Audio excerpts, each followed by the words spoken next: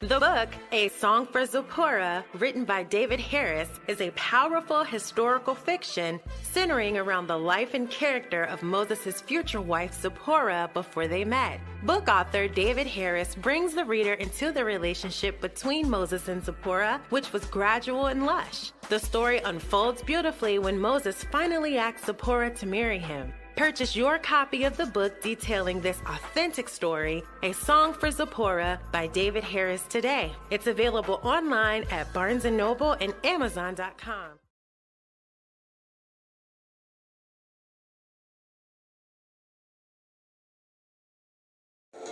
At Wings of Transformation Publishing, we are committed to helping our authors reach their goals and pursue their dreams of becoming published authors.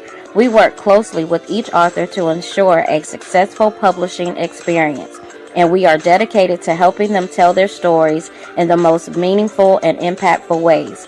We look forward to putting you on the path to writing your book.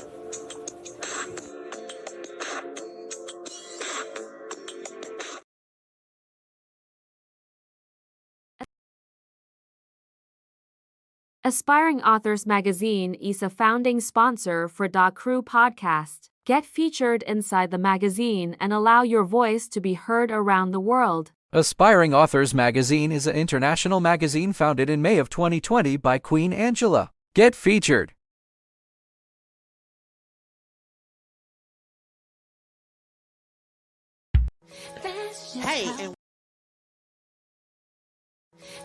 Hey, and welcome to the Crew Podcast. We are the hottest podcast rocking right now. We are currently looking for 6 amazing hosts to join our family for season 2 that will kick off February the 1st, 2024. If you're looking for an opportunity to allow your voice, your perspective, and your brand to be heard around the world and seen around the world, then join the Crew Podcast.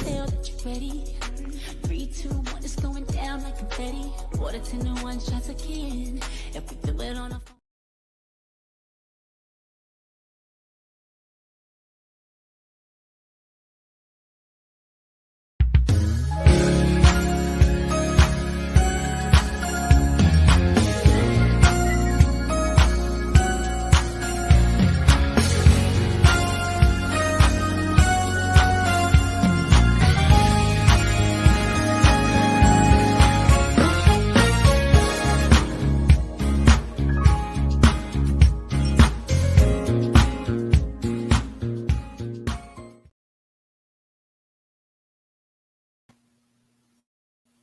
Well, welcome, y'all, to another episode of the Free Texas Campaign, Voices from Behind the Walls. I tell you, every Monday, it is an honor and a privilege to be able to share these individuals' story, but just to hear their stories. I tell you, I can't express this enough. Imagine a state where justice is not blind, but where it wears a blindfold, that has been corrupt by greed and power. A state where the very institutions that are meant to uphold the law have been tainted by the roots of corruption. Welcome to Texas, a state where the parole board and other aspects of the judicial system have become a breeding ground for dishonesty and injustice. We hear over and over stories about individuals that are experiencing injustice and various things within the judicial system, within Texas and the TDCJ. I'm telling you, it is a shame. So I'm going to move out the way. I have another individual that's stopping by to share his story. I'm going to allow him to introduce himself and to share his story. If you would, please, sir, if you would introduce yourself.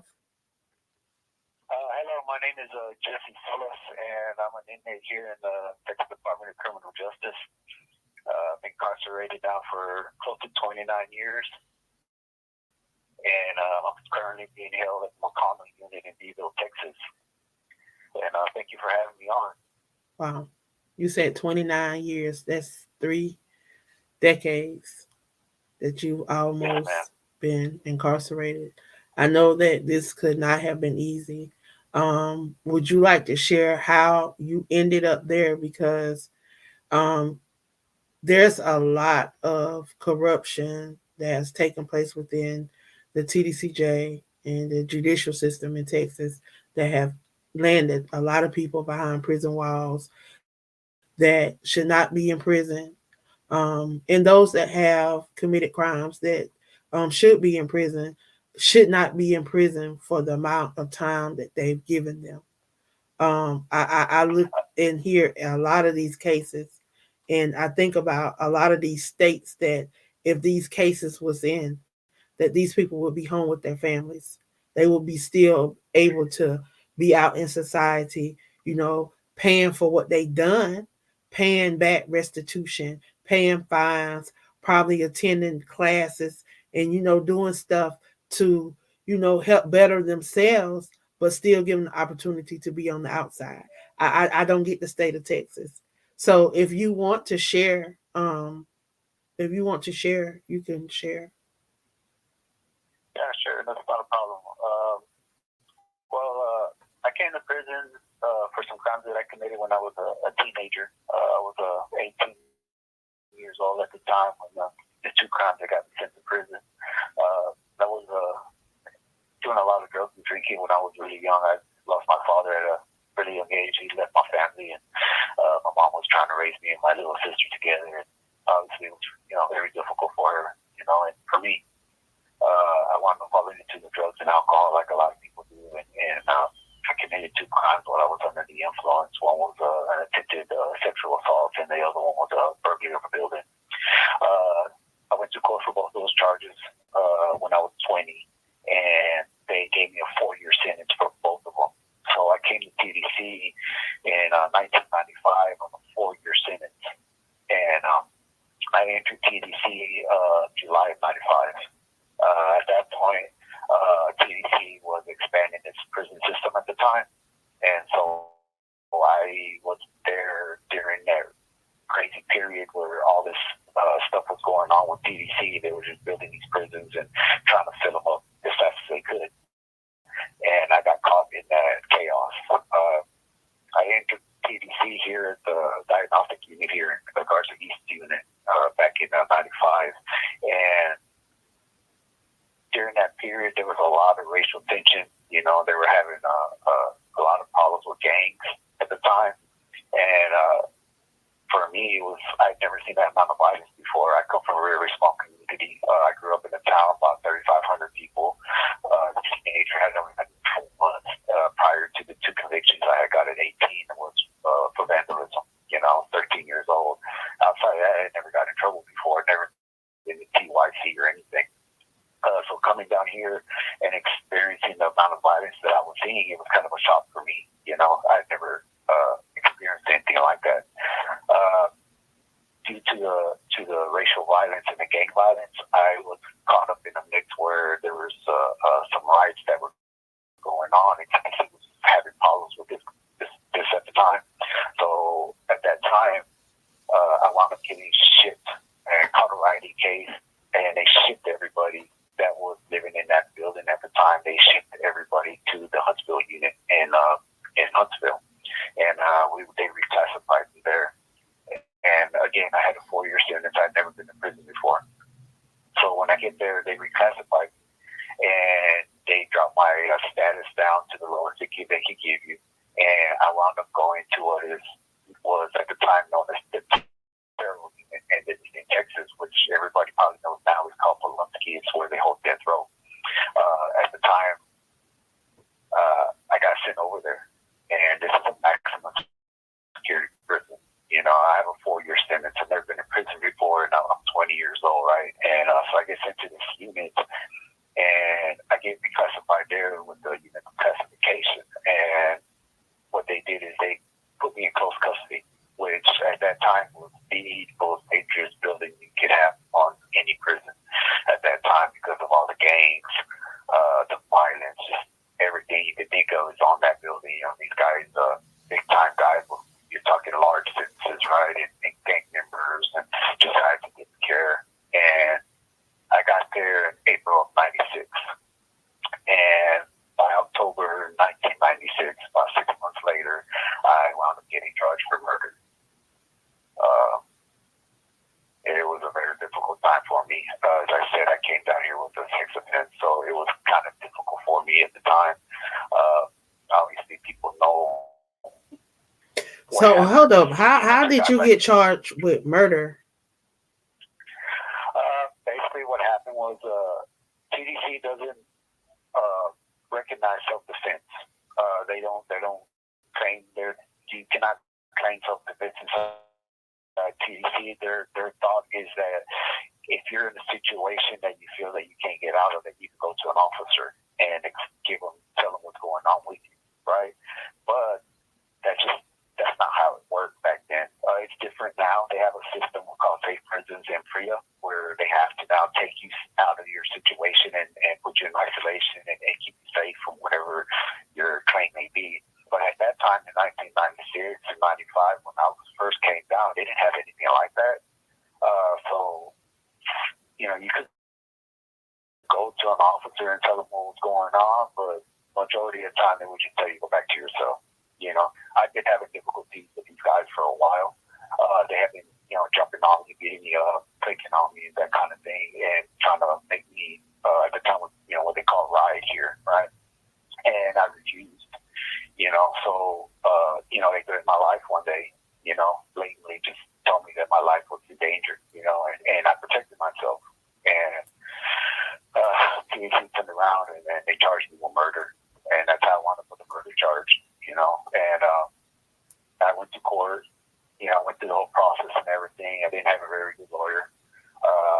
And I wound up with 50 years. I signed for 50 year sentence. They were trying to give me a life sentence at the time. And instead they wound up giving me a 50-year sentence for the murder.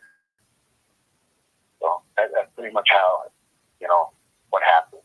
It was very difficult for me. I've never been in any kind of serious harm. I've never had any history of violence or anything like that. So having to deal with that situation at the time, and my family, we're poor. My mom, single mom, raising 2 kids. She didn't have any money. I was far away from home. It's happening in East Texas, and I'm from South Texas. And it was very difficult. My mom took it the hardest, obviously. My father, he had a hard time dealing with it as well, but he was a little bit more understanding of the situation than my mom was. I have a little sister as well. She's taken it hard over the years also, but she's done well for herself. But as far as what was crazy about what happened was that after I got sentenced, and I tell everybody this, and when they ask me about my story, one of the things that happened right after I got convicted, I was in the holding cell at the courthouse getting ready to go back to my unit, and the prosecutor and the assistant came down to see me, and he came down to check on me personally, and he asked how I was doing, and I was like, well, you just gave me 50-year sentence. I'm not really sure what you expect, He was like, look, Mr. Solis, he said, I know everything that went on that day. He said, I know everything that happened prior to it. He said, and I just need you to know that, this is nothing personal, but this is what I do for a living. And I was like, just basically took my life for something that, I was trying to protect myself. But they didn't see it that way. For him, it was more just doing his job and, finding out the truth and doing what be right, it just didn't work out that way, So, I've been here for the last 29 years now, dealing with what happened that day. One of the things that a lot of people ask me is, why was I on that unit with a 4-year sentence and the first time inmate? And I can't answer that question. I don't know what TDC was thinking at the time, why they felt like I needed to be there. Yeah, why? That's what I'm thinking. Why was you even at a unit like that? You should have been at a unit that was getting ready to transition back home. You talking about 4 years? You wouldn't finna be down there long. Yeah. You should have been somewhere, at a work camp or somewhere that had you connected with the world, not getting you prepared to do a bid. That was they was like it was like they was getting you prepared for this. It's like that's what they do, and that's what's happened. And then I look at how they parole people. I look at how they let people out. It seemed like the people that's doing what they supposed to, that's trying to change, that's trying to make a difference, that's trying to turn their lives around. It's like they getting the short end of the stick. It's like they butt the kids. Like it's like they don't care nothing about them. And the ones that's always getting in trouble, the ones that's smoking these drugs, the ones that's sneaking these phones in, the ones that's doing wrong are the ones that they doing everything for, that they're looking out for, that they're going to bat for. Like I don't get it. I just don't get TDCJ. I don't get it. It's a cycle with them, unfortunately. Ever since I got in trouble in 1996, I did 2 years in the administrative segregation for the crime. They held me in isolation for 10 years for it, and the whole time that I was in isolation, I never caught a case. I went case free the whole 10 years I was back there. And when they released me back into the general population, which what happened in 2005, they finally let me out. And since then up to this point, I've only caught 2 major disciplinary cases in the whole time that I've been out of segregation. And I've taken classes. I've taken every class that's body paid. I work in the maintenance department, which gives me a lot of freedom to walk around and do. I do a lot of. I'm a plumber here, but I also do a lot of work. I do some welding and everything. So I have a pretty good job, and I've been able to work myself all the way up to be able to get an opportunity to work in a job like that. I've taken a college vocation class. I've done OJT training. I've got several certificates. I got an OSHA license. I'm working on getting my apprentice license in plumbing. So there's several things that I've been doing prior to seeing team parole, which I saw just in October, and I got a 1-year set off. So that was kind of difficult to hear, after everything I've been through, for them to tell me that they didn't feel I was prepared to go to the world, which, on a personal level, I wish they would just know who I am as a person, and they would see that I actually am ready to go home. I've done a whole lot. So when they give y'all these set-offs, do they tell y'all why they're setting y'all off, what y'all can do to be prepared for y'all next what comes next? And do they have a plan of action? Like, do they have an individualized plan of action to help you get out on parole? Well, that's the thing about the parole system here in Texas. When they give you a denial, they tell you why. Like for me, for instance, they denied me for 3 reasons. The first reason was that I had a past criminal history, which was the 2 crimes that I committed when I was an 18-year-old kid. And then the second one was the nature of the crime, which is basically what the crime consisted of, which is something that it can never change. And that's something that they use a lot against a lot of people, the nature of the crime. But it's something that you can't ever change that, right? But they still use it against us. And then the third one, for me, was that they denied me for. The third one was for being unable to complete probation on parole. So basically, I violated my parole on the burglary charge that I had when I was 18, and they used that against me. And, okay, but you was 18, so we're gonna throw the 18-year-old out the we're gonna throw all the 18-year-old stuff out the window.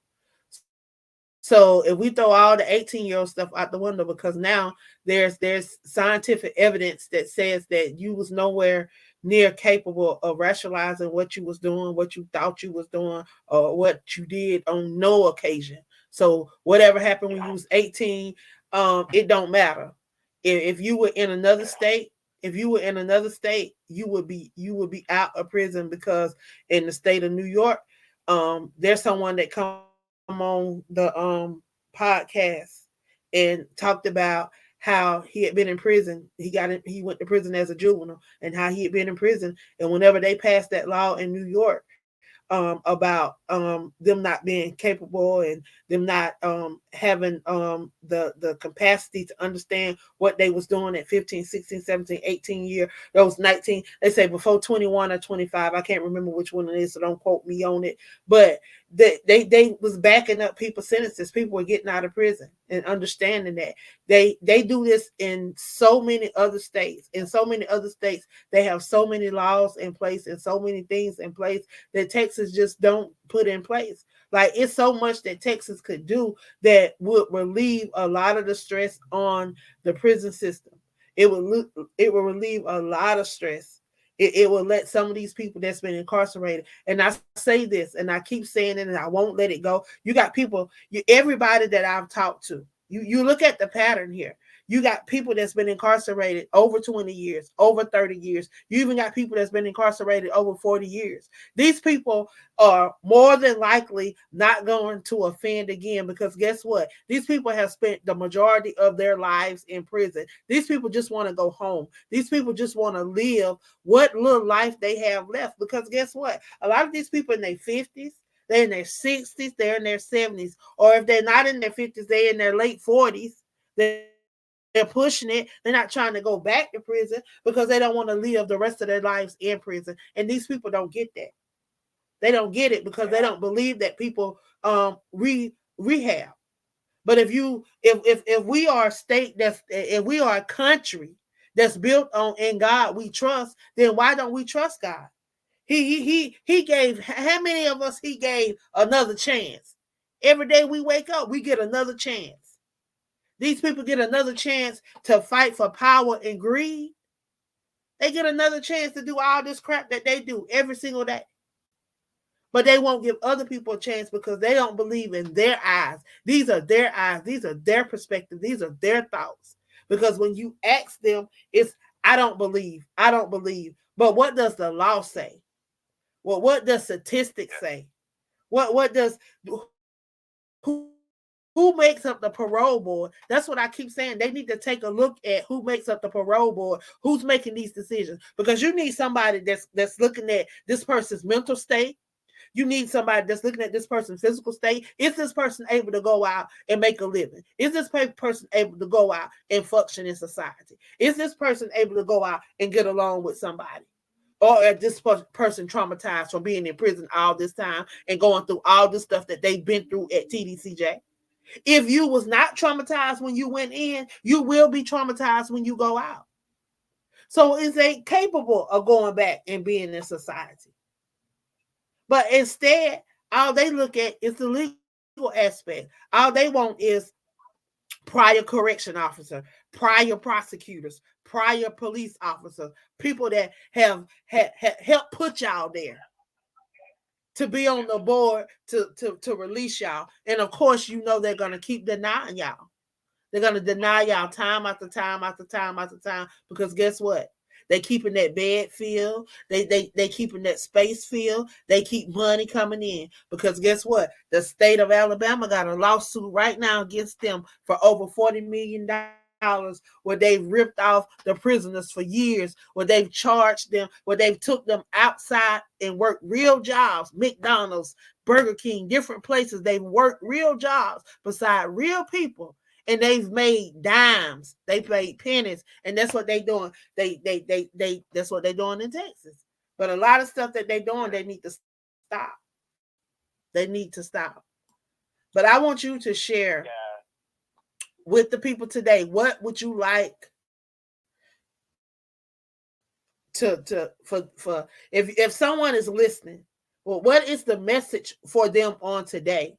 What is the message for them on today concerning your situation or concerning what's going on within TDCJ? How can they assist on today?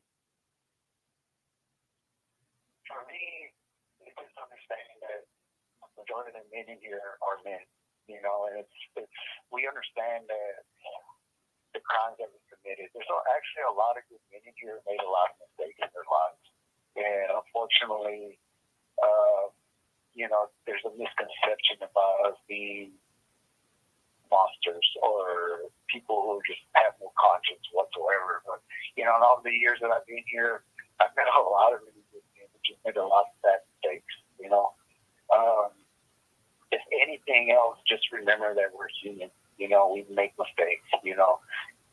And if you're a Christian, and I am, just remember that God forgives us for everything that we've ever done. It doesn't matter what the sin is. You know, God has made it very clear that He's willing to forgive you for anything that you do, you know. Now, if you want to help, then speak up. You know, if you have family in here and you've never really been involved in prison reform, maybe it's time for you to get involved. There's a lot of things in here that we could have if we just had a little bit of help, you know. There's a lot of things for us that kind of trending towards the better, but at the same time, there's a lot of things that are going backward. Like right now, where I'm at right now, there's not a lot of things for inmates to do. You know, we're short of staff, and so we don't get any recreation rarely. The educational department's there's slim pickings. There's very few things that you can choose to do. Vocational classes as well. So, like, you know, if anything, try to get Huntsville and representatives in Austin to understand that, hey, guys, you know, if you want us to allow them back in society, then do more for them to be better themselves, you know? And that's why I've always kind of been, I guess, a little upset with TDC is that if you're not in the Huntsville area, you know, if you're outside of the Huntsville area, you really don't get a lot of things that they tend to put out there for the public, you know? Like here, we don't get a lot of ministries that come through. There's not a lot of vocational classes. And so a lot of the times the guys just kind of sit here, you know, and then obviously if you know, you're sitting here not with nothing to do, you know, you start doing bad things, you know, you start getting into trouble and stuff, you know. So if you want to help us in that matter. Help us try to become better educated, help us become better skilled at jobs, help us, you know, become better Christians or Muslims or whatever it is. You know, there's a lot of things people can do to try to help us, you know, instead of criticizing us for our past, help us with our future, you know, and reach out, you know, talk to your representatives or become a part of a prison ministry or anything that might help us, even re-entry groups, you know, out in the world, you know, helped a lot because there's a lot of people that don't have a lot, and some guys have no family whatsoever. So when they get up, you know, they can use a helping hand. You know, if they can see that there's somebody out there that actually cares and is willing to help them get on their feet, believe me, most of these guys in here will do right. You know, they'll get out and do what they need to do. They just need a helping hand, you know, and somebody that cares, you know, because it's hard for people to really understand what kind of people we really are, because a lot of the times they judge us on our past, and unfortunately that's the stigma that not only TDCJ has to deal with concerning us, but with the, you know, politicians, how they view us and talk about us. You know, we're not all monsters. We've done some horrific things in our lives, but that doesn't change the fact that we're still human and we deserve a second chance, you know. Right. So, and, you know, people like me, you know, I wasn't a violent person, you know, but I committed a violent crime, but I'm not a bad person. You know, I regret what happened. I wish I could change it if I had the opportunity, but I can't.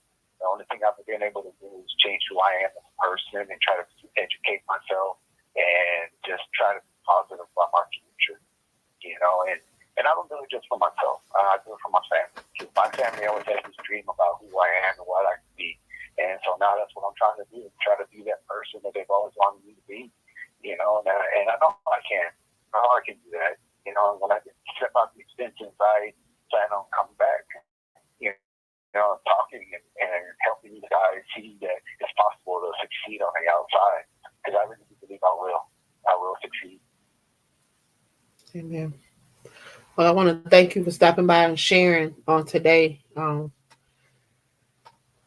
People definitely need to hear what's going on inside, and how people end up here, and how situations can drastically change. So um, thank you. And I know it. Yeah, I know it's not. I know it's not easy, but thank you for sharing.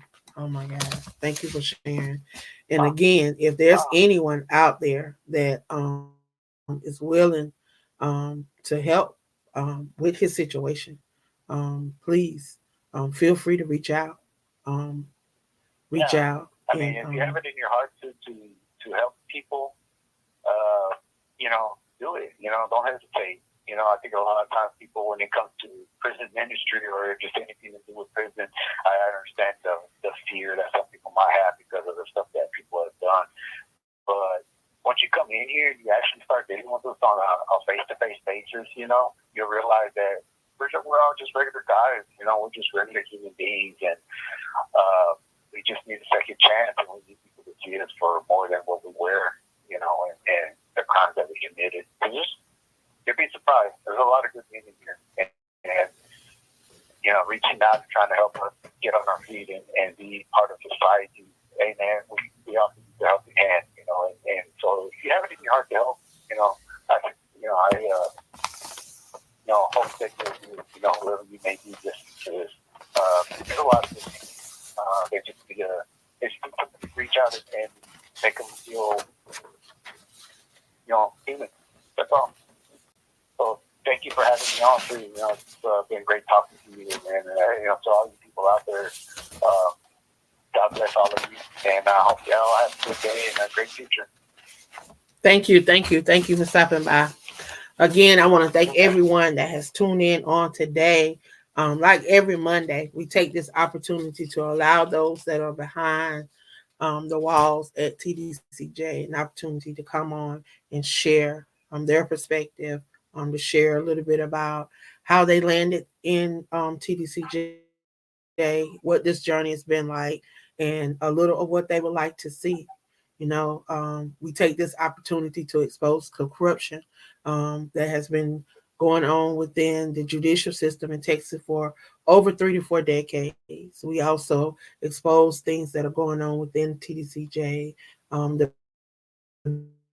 bad living conditions, the horrible food, and just various things that's brought to my attention by the inmates. And that's what we'll continue to do here with the Free Texas campaign. I am the queen of collaborations, affectionately known across these social media streets. My name is Angela Thomas Smith. Again, I thank you guys for tuning in. We have one more interview later on around about 5 minutes from now. So we will come back live in about 5 minutes. So if y'all want to jump back on, and make sure you share this out, because you never know what the next person may need, or whether the next person may be able to help and assist. So please share this in your circle of influence. Again, I thank you for tuning in. The Queen love you guys. And guess what? Ain't nothing you can do about it. Y'all have a blessed one. All right, Angela. Thank you. All right.